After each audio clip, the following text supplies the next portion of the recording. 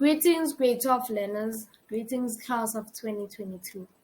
I am Ms. Ngubane, and today we will be focusing on My Children, My Africa by Alpha Figurative. We will be doing Act 1, Scene 2, Isabel's Monologue, Scene 3, Invitation to the Literature Quiz, Scene 4, Mr. M's Monologue. By the end of the scene, you should know the following. What is a monologue? What is a theme? Be able to identify the figurative language found in the scene and the following scenes that we will be analyzing. The most important part of this scene is Isabel's preconceived ideas about the location and the people that lived there before and after she went to Breakwater. Setting and characters. The story takes place at Zolile High School at the location called Breakwater. Characters found: Isabel Dyson. Characters mentioned: Mr. Pina, Samuel, Auntie, Isabel's mom, Miss Brockway, Rennie Vermes, and Kathy Bullitt. I'll explain as we move further why I separated the characters. As the seniors of the school like you usually say, you should know what mono means. Mono means one. Now, what is a monologue? A monologue is a prolonged talk done by an individual in a story or drama.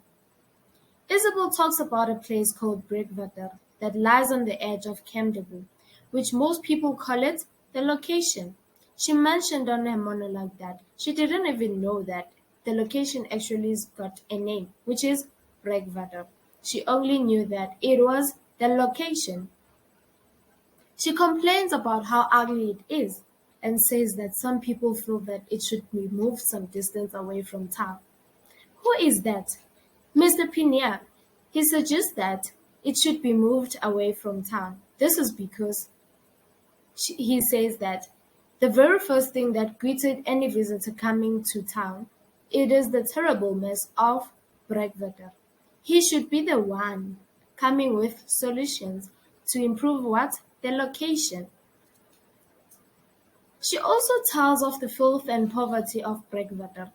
The houses there are made of bits of corrugated iron and other scraps. She does not end there. She continues to say that they build their houses with anything they could find that will make 4 walls and a roof. The roads are bad, potholed, and do not have electricity or running water.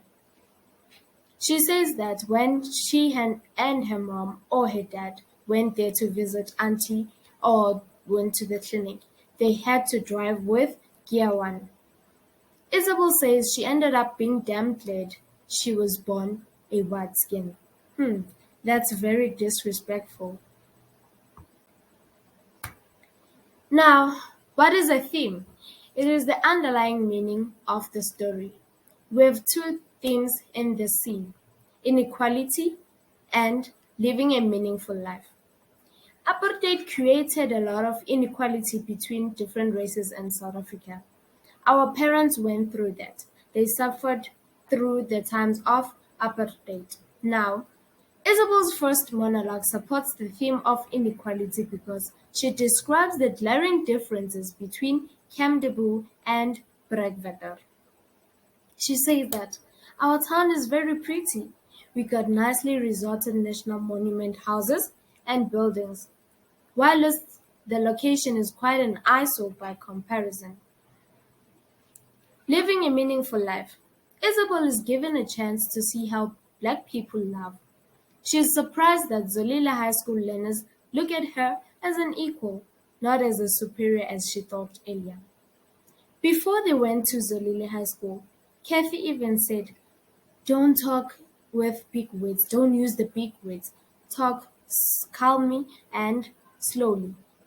This is because they look down upon the Black learners. They thought that they don't know English as far as they know it, because they're in a poor school. She is eager to know how Breakwater people live in all their squalor and poverty. This helps her to develop a new perspective of life. She now is going to stop to look down upon people, no judging a book by its cover. She is excited that she now has an opportunity to learn more about Black people. Figurative language. Metaphor. We have I saw. I saw is a painful eye. Now in this scene, it suggests that Breakwater is ugly, dirty, and horrific. Symbolism. Pawn dogs are a symbol of poverty. These are shelters made of wood and corrugated iron. The name of the location, Breakwater, falls under symbolism. This is an Afrikaans name meaning brackish water that has high salt content, which gives the water a bad taste, and when it is too high, it cannot be used to water the crops. In terms of the location, it suggests that the location is not life-giving. Now, this suggests that Breakwater obscures the view of Kamdibu. The location is ugly. Now, it makes everything in the location ugly. Even the view for Kamdibu, it cannot be seen because of the terrible mess at the location. Tone and mood. The tone in Isabel's monologue can be described as calm. Why? This is because there is a sense of embarrassment. Now she's now embarrassed that whatever she thought, whatever her friends thought, whatever her debate mates thought, and whatever her parents told her are actually wrong. Now she's starting to understand the Black people and the lifestyle they're living. The mood is subdued, desolate. This means Isabel is now overcome, is now disappointed that whatever she expected, it's not what it looks like. In this scene, the town of Kamdibu is contrasted with the Breakwater location. Use the table to compare the descriptions of Kamdibu and Breakwater in the scene. Write at least 2 characteristics of each place. Now, under Breakwater, you can add that it is a terrible mess. Under Kamdibu, it is pretty. Under Breakwater, there is corrugated iron, the houses that they built. And Kamdibu, it has nice national monument buildings. Let's continue. Act 1, Scene 3. By the end of this scene, you should know the following. How does the scene provide a great potential for conflict between Mr. M and Tammy? Be able to define what is addiction and be able to identify it. Lastly, know how to define what is euphemism and how to identify it. What happened and who is involved? Isabel is alone on stage when Mr. M enters, wiping his head with a handkerchief. He says that he's been looking for her. She calls him Mr. M when greeting him, and that makes him happy.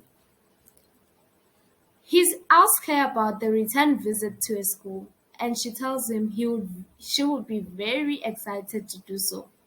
He tells her that he has not come to ask her to debate against one of his students again, but rather to join Tammy on a team for a new inter-school English quiz. What was Isabel's response? Isabel delightedly agrees. She tells Mr. M that visiting his school has been one of the best things that has ever happened to her, because it was an eye-opener to see the school and meet the people from the location. She further explains that explains to Mr. M how knowledge has banished fear. This means that she is not scared because she is smart. Mr. M tells Isabel that he is determined to get a full university scholarship for Tammy. This is where trouble begins. Tammy is against what Mr. M is doing, making decisions for him. Tammy will start being angry at Mr. M because he wants him to listen to him and make decisions for himself. But all he wants is to join the riot instead of continuing and studying.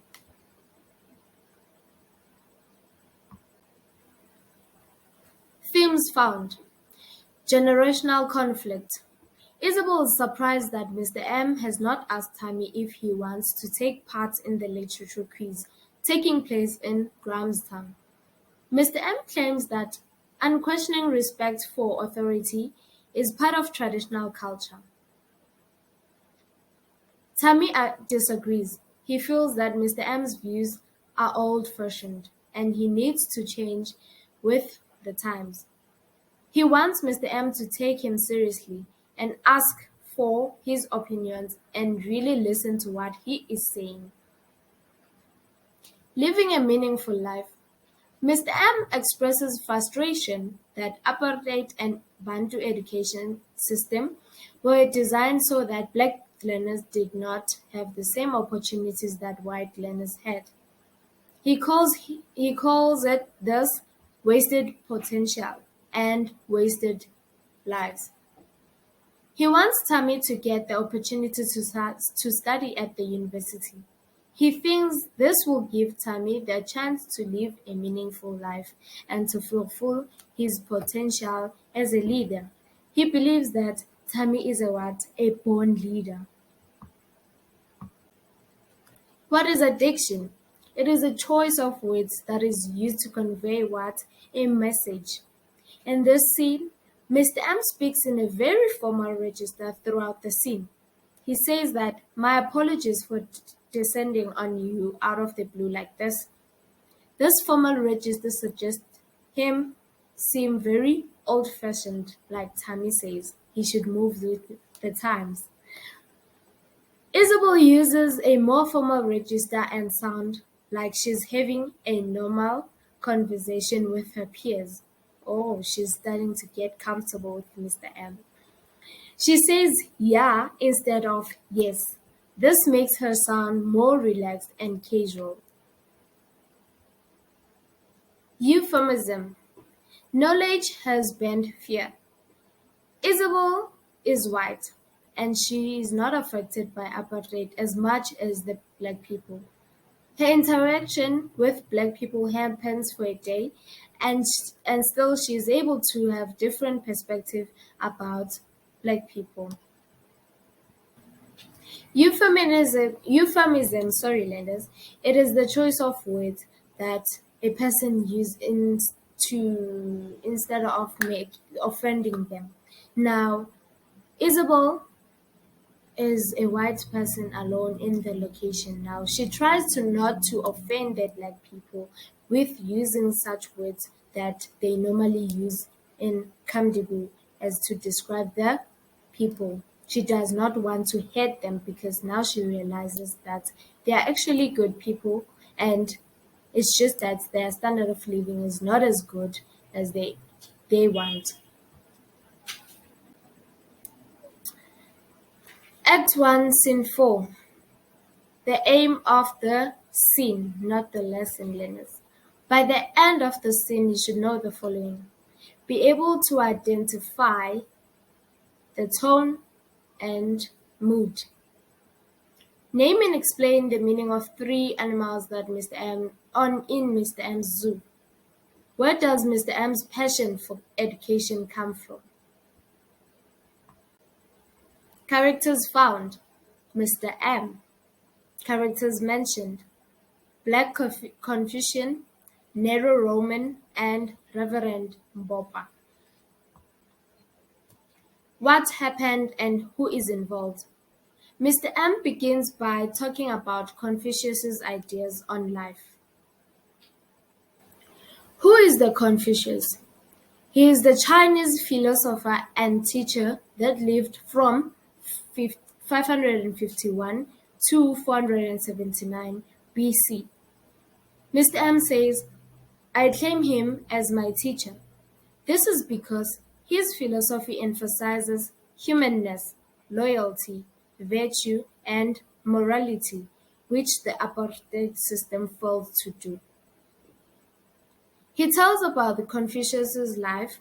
He says that his life is divided between the matchbox of his room and the matchbox that is his classroom. This means that Mr. M is thinking about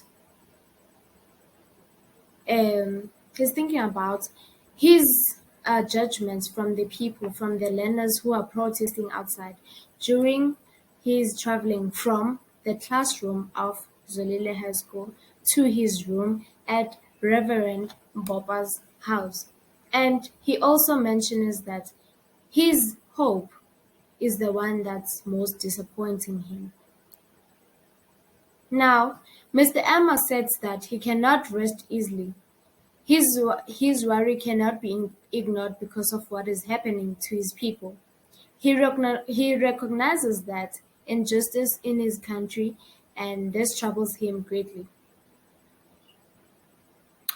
He stresses the idea that if a person enthusiastically pursues knowledge, he then forgets all the sorrows and other worries and anxieties in life. This is why he's dedicated to Tammy. He wants him to become a better person, become a better leader. As he said, he is a born leader. Now, when he helps Tammy and the other learners, his worries go away because it is what he loves. This is why he is a teacher. He describes his situation of constant inner confusion as being like a zoo full of mad, hungry animals. Who are these animals? Learners protesting out of school and not wanting to continue with education. He extends the metaphor to say one of the animals is hope has broken out. This, he says, is why he is a teacher, to keep his hope alive, which is Tami Mbikwana. Themes found: justice and injustice, and inequality. You see that inequality matches with many scenes. Let's begin. Mr. M's monologue portrays the frustrations that he has with injustice in South Africa. He believes that education can be used as strong weapon against the injustice of apartheid. But the South African situation is like a zoo where mad and unruly animals are kept. This means that the people only want to fight the apartheid through violence. Now he's frustrated that he wants to change it and fight the apartheid system through education. One of the animals' hope breaks free, which is Tamim Bikwana. He is now the leader of the riots. Inequality. Matchboxes symbolizes the suffering and misery of black people, of the misery black people are subjected to. It symbolizes poverty, oppression, racial segregation, and limited opportunities for black people. Now, tone and mood. Tone is the feeling created by the author, similar to stage directions as you'll be continued to be asked in your exams. You're directed by the author with what type of tone you should use. The tone that comes out of the monologue is explosive, full of anger as the character Mr. M struggles to feed hope for the sake of his learners. He knows that if he feeds Tammy education, that education is the key to fight the apartheid system. The learners will follow because Tammy is the leader of the riots. Mood. The predominant emotion a reader perceives in his monologue is that of anger and frustration. There are strong emotions running through the monologue. Mr. M's becomes happy. Now he's sad. Now he's frustrated. And now he's full of anger. Now a mood is a particular feeling that a person feels by that particular time. Now Mr. M's mood changes because of what's happening around him. Thank you very much, learners. Thank you for cooperating. You can email me unotandongubane@gmail.com from 8 a.m. to 8 p.m. Not after that. Thank you. Bye.